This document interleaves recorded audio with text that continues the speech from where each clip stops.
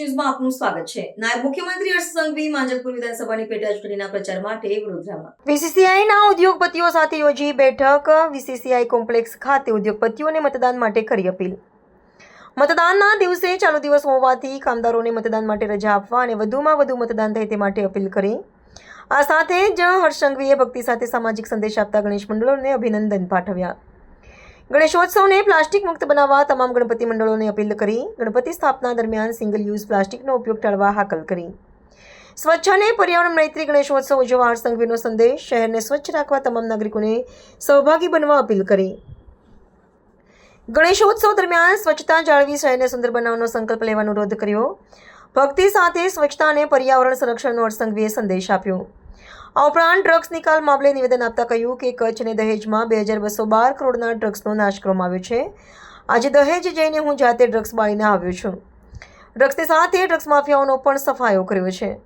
ગુજરાત સરકાર ડ્રગ્સ પર પ્રતિબંધ માટે અકતાઈથી કામ કરી રહી છે।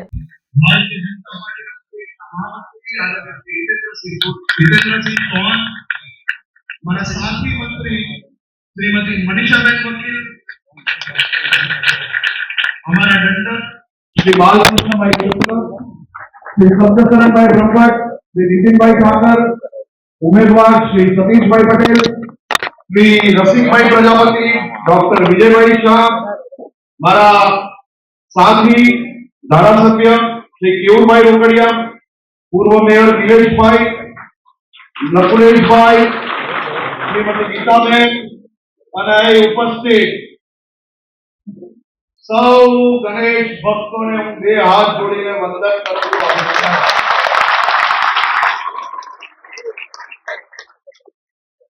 गणपति बाप्पा की बात आवे અને પહેલા હોલ માં જગ્યા ઓછી પડે, બીજા હોલ માં જગ્યા ઓછી પડે અને ચારે બાજુ જગ્યા ઓછી પડે, એટલી મોટી સંખ્યામાં પધારેલા સૌ ગણપતિ ભક્તોના હું બે હાથ જોડીને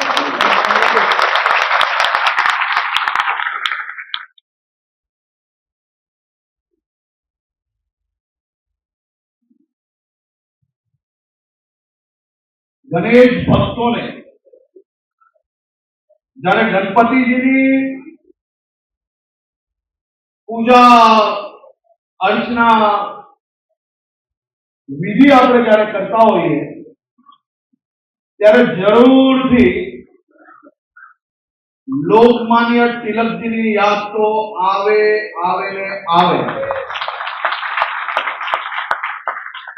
જે લોકમાન્ય તિલકજીએ સૌથી પહેલા સાર્વજનિક ગણેશ ઉત્સવની શરૂઆત કરી મહારાષ્ટ્રમાં અને તે પછી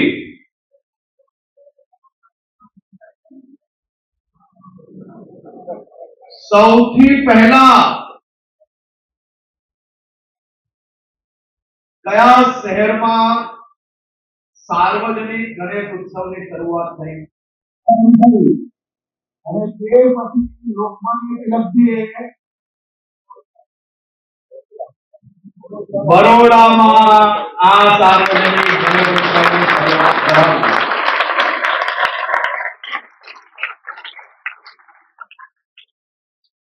ये वडोदराना कया अखाड़ामां सौथी पहला शुरुआत थई? ये माणेकराव अखाड़ाथी 125 वर्ष पहला આપણા વડોદરામાં ગણપતિ દાદાની સ્થાપના થવાની શરૂઆત થઈ અને આજ સુધી વડોદરા શહેરના ખૂણે ખૂણે બાપા આપને સૌને આશીર્વાદ આપવા તો આવે ને અને બાપાની એન્ટ્રી જેવી વડોદરામાં ચાલુ થાય એવું જાણે કે ઉત્સવના તહેવારની શરૂઆત થઈ ગઈ હોય એવો માહોલ બની જાય કે નહીં? આજે મેં અમારા પોલીસ કમિશનર શ્રીને કહ્યું છે કે બધા મારા ગણપતિ ભક્તોને ઓછું હેરાન કરજો અને વધુ સુવિધાઓ આપજો।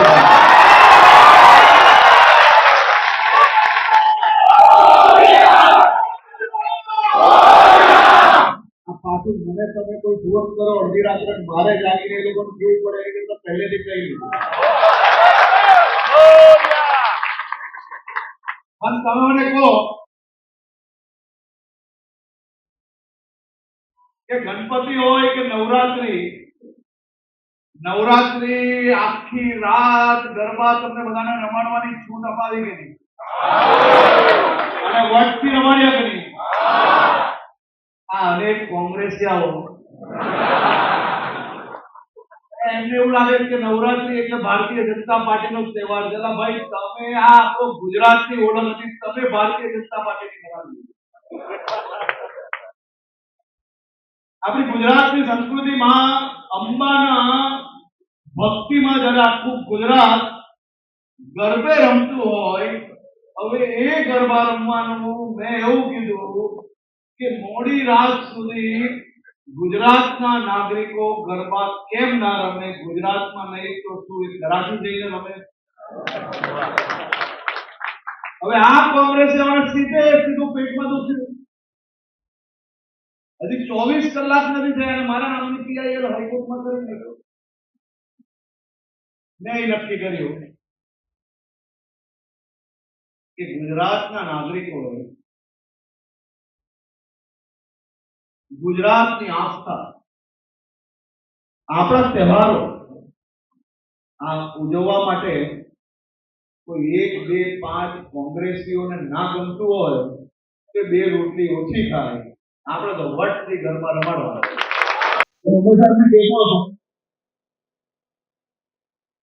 તમે જીતશો ત્યાર તક તમે નેતા છો, તમે ધારાસભ્ય છો અને સાચું કરો. એમની કમી છે, એમની ખોટ કોઈ બીજું પૂરી નથી કરી શકતા, પરંતુ એક વ્યવસ્થાના ભાગરૂપે સમયસર ચૂંટણીઓ આવતી હોય છે અને એ ચૂંટણીમાં ભારતીય જનતા પાર્ટીએ, મને યાદ છે અમે યુવા મોરચામાં નવું કામ કરતા હતા અને અમારા સતીશભાઈ ત્યારથી અલગ અલગ જિલ્લાઓમાં પ્રભારી હોય, ક્યાંક વડોદરા શહેરની જવાબદારી હોય, તો ક્યાંક પ્રદેશની જવાબદારી હોય, ક્યાંક બીજા જિલ્લાની જવાબદારી હોય. એક વસ્તુ પાકી, સતીશભાઈ બોલે કડક, મનમાં આજે લોકોનું હિત જ છે. હું તો વર્ષોથી જોઉં છું એમને. ગાંધીનગર સચિવાલય આવે એટલે લોકોના કામ લઈને જ આવતા હોય. આવી કામગીરીને આપણે દિલથી અપનાવીએ. સમાજ માટેની આપણી જે ફરજ છે એ વધુ મજબૂતાઈથી અપનાવીએ અને આ વર્ષે કોઈ એક દિવસ નક્કી કરીએ કે એ દિવસે સૌ મંડળો ભેગા મળીને, તમારા બધા જ મજબૂત મંડળો છે ભાઈ, તમારે કોઈ સ્વચ્છતા માટે પોતે મહેનત નહીં કરવી પડશે, હું 100% માનું છું. પણ આ વર્ષે એકવાર, ખાલી એકવાર 2 હાથ જોડીને દિલથી વિનંતી કરું છું કે કોઈ એક દિવસ એવો નક્કી થાય કે બધા જ કાર્યકર્તાઓ પોતે જે લાઈન લાગતી હોય લોકોની ત્યાંથી લઈને ગણપતિજી જ્યાં બિરાજમાન હોય એ સ્વચ્છતા જાતે કરે. તેથી આપણા સૌના મનમાં અને વ્યવહારમાં સ્વચ્છતા વધુ મજબૂતાઈથી આગળ વધશે તેવો મને 100% વિશ્વાસ. અને સાથે સાથે આગમનની રેલી તો અદભુત નીકાળજો, કોઈ ચિંતા નહીં કરો. પણ રેલી એવી અદભુત હોવી જોઈએ કે કોઈ એમ્બ્યુલન્સની સાયરન ની ખબર પડે ને તો પહેલી મિનિટે એનો રસ્તો મળી જાય. રેલી એવી અદભુત હોવી જોઈએ કે રેલી નીકળે ને એને કઈ જતા હોય ને એની પાછળ આપણા 5-7 કાર્યકર્તાઓ જે કચરો આપણે કરતા હોય ને વાલસો ને, તો તમારા મંડળની ઇજ્જત વધશે, એનાથી વધશે કોઈ નહીં. હું તમને 100% ખાતરી આપું છું કે આપણે જવાબદારી પૂર્વક રેલી નીકાળીએ. આગમનનો કાર્યક્રમ હજી મોટો અદ્ભુત કરો, બધી જ રીતે આપ સૌ લોકોને આનંદ જ આનંદ આવે એવા કાર્યક્રમ કરો અને બાકી હું બેઠો છું, આનંદ કરો. પરંતુ આગમનના કાર્યક્રમના હિસાબે બે જવાબદારી વાળું કામ કરવું અને એને ધર્મ જોડે જોડવું એ યોગ્ય નથી. યોગ્ય છે ખરી?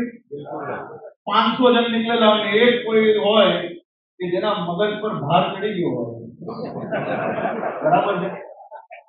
આમ આગમનનો આમ કાર્યક્રમ લઈને નીકળ્યો એટલે એને એમ લાગતું હોય કે આજે તો બધો આમ વિસ્તાર આપણો જ છે, બધું કોરી આપણને ધક્કા બોલાવીને મગજ પર ભાર ન રાખો, હવે ભાર રાખો એટલું સારું. મગજ પર ભાર રાખવામાં નુકસાન બહુ છે, કારણ કે સવારે પછી આપણે જયારે ઉઠીએ ને એટલે યાદ આવે કે આ ભૂલ છે. થતું હશે ને બધાને પણ એટલે થોડું બધું જરાક રાહ જોજો. સવારે ભૂલ થાય, સવારે યાદ આવે એવું નહીં રાખતા, ત્યારે સ્થાન પર જ્યાં હોઈએ ત્યાં ખ્યાલ આવે એવું રાખજો, એટલે વાંધો ના આવે. તો આપ સૌ લોકોને આ વર્ષે ગણપતિ ઉત્સવ લોકમાન્ય તિલકજીને સૌથી વધારે વિશ્વાસ આપણા વડોદરા પર હતો. એ વિશ્વાસને વધુ મજબૂત બનાવીએ તેવી શુભકામના હું આપું છું.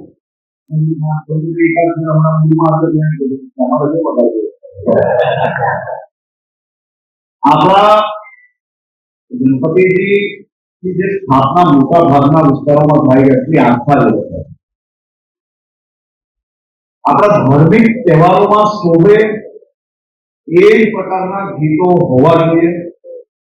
હવે તો ભજનભાઈ ગોરિયાઓ કરવા માંડ્યા, તમે ભજન છોડીને આમદા ગીતો પર ક્યાં જવાના?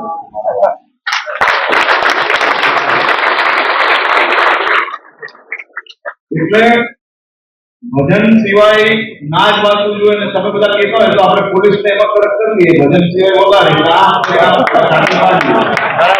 પણ ભાઈ તમે બધા પાછા નહીં આવતા કે ના ના બરાબર છે, બરાબર છે. બધા નક્કી કરીને કહી લો, સાચા ભક્તો હોય એ બધા કહી લે કે આપણે શું કરવું, એટલે આપણે નક્કી કરી લો. ભક્તિ ગીત વગાડવા જોઈએ, ભજન ભજન ભજન જ ને. તો તમે બધા સંકલ્પ લઈ લો, હું તો ડીજે સીધો જમા કરાવી લઈશ, પછી 6 મહિના આપી. હા ને પણ વગાડવાના નહીં ને, ભલામણ વગાડે તો લેવાની વાત છે, ના વગાડે તો ના લઈએ. પણ એના માટે ઘણા સ્થાન હોય છે. આપણે ગણપતિના આગમન કે વિસર્જનમાં આ પ્રકારના ગીતો વગાડીને આપણે કઈ બહુ સારું કામ નથી કરતા. વિચારવું જોઈએ ગંભીરતાથી.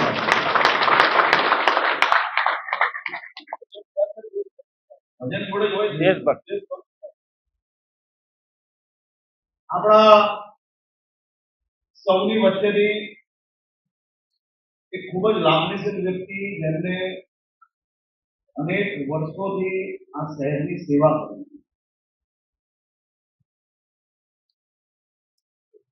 ગણપતિ મંડળો જોડે બી વર્ષોથી એમને કામ કર્યું, એવા આદરણીય યોગેશ કાકાની વિદાય પછી એમની કમી એ કોઈ પૂરી નથી કરી. વીડિયોની લીલો બનાવ કરે, વહેલી સવારે જાગે ને હરસના નામ ચાલુ થાય, હરસના નામથી દિવસ પૂરો થાય, મને આનંદ આવે. મેં ઊંધું કર્યું, એ લોકોને રીલ બનાવવાનો સમય ચાલુ થાય ત્યાર સુધી ગરબા રમાડ્યા. અને ગરબા રમીને વહેલી સવારે તમે બધા ઘર તરફ જાઓ ત્યારે રસ્તામાં કોઈ બી દુકાન બંધ મળતી હતી? અને વર્ષથી મારા ગુજરાતના મધ્યમ વર્ગના વેપારીઓ, નાની નાની હોટલો, દુકાનો વાળાએ વેપાર કર્યો કે ના કર્યો? હા, હવે આ હજારો લાખો વેપારીઓના ઘરમાં નવરાત્રીના સમયે દિવાળી જેવો તહેવાર બનતો હોય તો એમાં કોઈને પેટમાં દુખવું જોઈએ અને આ વટથી ચલાવવું પડે કે ના ચલાવવું? તો તમારા બધાનો સહયોગ હશે તો ગાવા પાડી ને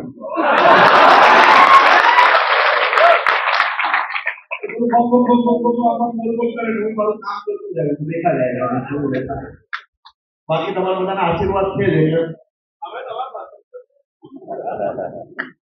એટલે આ વખતે ગણપતિમાં હું તો ગયા વર્ષે ગણપતિમાં અહીંયા દર્શન કરવા આવેલો ખૂબ આનંદ આવ્યો અને હું તમે સૌ મંડળના કાર્યકર્તાઓને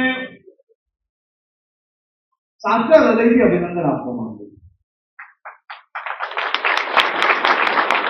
તમે ભક્તિ જોડે જોડે સામાજિક સંદેશ જે ખૂબ મહત્વનો આપો છો એ અદ્ભુત કામગીરી છે. ગયા વર્ષે અનેક સ્થળો પર મારે જવાનું થયું.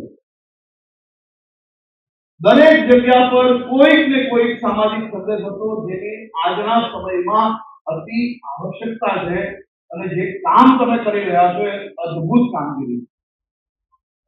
અને આ જ કામગીરીને આગળ વધારતા આ વર્ષે આપણે કેમ એવો સંકલ્પ ના લઈ શકીએ કે આખા મંડપમાં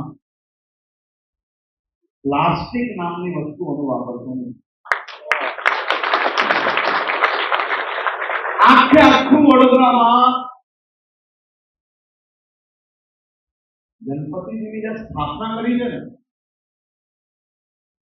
એ વિસ્તાર તો સ્વચ્છ હશે પણ જે વિસ્તારે ગુજરીને લોકો આવતા હશે ને એમાંય ગંદકી કરવા દઈએ. વડોદરાને સ્વચ્છતાનો સંદેશ આપણે આ વખતે ગણપતિ ઉત્સવમાં આપી શકીએ કે ના આપી શકીએ. અને જો આપણું શહેર સ્વચ્છ બનશે એમાં કોઈ નુકસાન આપણને ખરી બને? જો આપણા મંડળની આટલી મોટી શક્તિ હોય અને આપણા મંડળોમાં જો હજારો લાખો લોકો ગણપતિજીની પૂજા અર્ચના માટે આવતા હોય તો પૂજા અર્ચના જોડે જોડે કોઈ સામાજિક જ્ઞાન લઈને જશે તો કોઈ નુકસાન ખરી આપણને? તો મારી આપ સૌને અપીલ છે કે જે શહેરમાં આપણે જન્મ્યા છે, જે શહેરે આપણે પાપા પગલી ચાલતા શીખવાડીને આજે આટલા મોટા આયોજન કરવાની શક્તિ આપી હોય એ શહેરને સ્વચ્છ રાખવાનો સંકલ્પ જો આપણે વડોદરાના સૌથી શક્તિશાળી વડોદરાનો સૌથી શક્તિશાળી તહેવાર ઉત્સવ અને જ્યાં લાખો લોકોની લાગણી જોડાઈ છે એવા ઉત્સવ થકી જો આપણે આ પ્રયાસ સાચા હૃદયથી કરશો તો હું 100% એવું માનું છું કે તમારા થકી વડોદરાને વધુ સ્વચ્છ બનાવવાનો તો અવસર મળશે. સાથે સાથે તમને કદાચ અંદાજો નહીં હશે પણ તમે એક પગલું આગળ ચાલશો ને, માત્ર એક પગલું, આ એક પગલું તમે આગળ ચાલશો એટલે વડોદરા શહેરના હજારો સ્વચ્છતા દૂતોની કમર કુસ્તી બચી જશે એવો મને 100% વિશ્વાસ છે. ઉત્સવ દરમિયાન આવે તે માટે આપણે શું કરવું જોઈએ કે અહીંયા બેઠેલી શહેરની જે ટીમ છે તેને વિચારવું જોઈએ. રાજ્ય સરકાર પાસે, મહાનગરપાલિકા પાસે સાથે મળીને કઈ રીતે કામગીરી લેવી જોઈએ કે જેથી હજારોની સંખ્યામાં આવનારા 5 વર્ષમાં ગણપતિ ઉત્સવમાં આખા દેશના નાગરિકો આ વડોદરાનો ઉત્સવ જોવા માટે આવે તે માટે ટીમ વડોદરા એક પ્લાનિંગ કરીને આવે, બજેટ ફાળવવાની જવાબદારી મારી.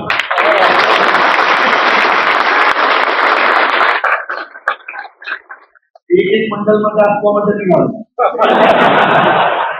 કે ભાઈ આ મારી બાજુમાં મારી સોસાયટીની બાજુ વાળો જાણે આપી લો, મારી સોસાયટીની બાજુ વાળો આપણે વડોદરા માટે કરવું છે.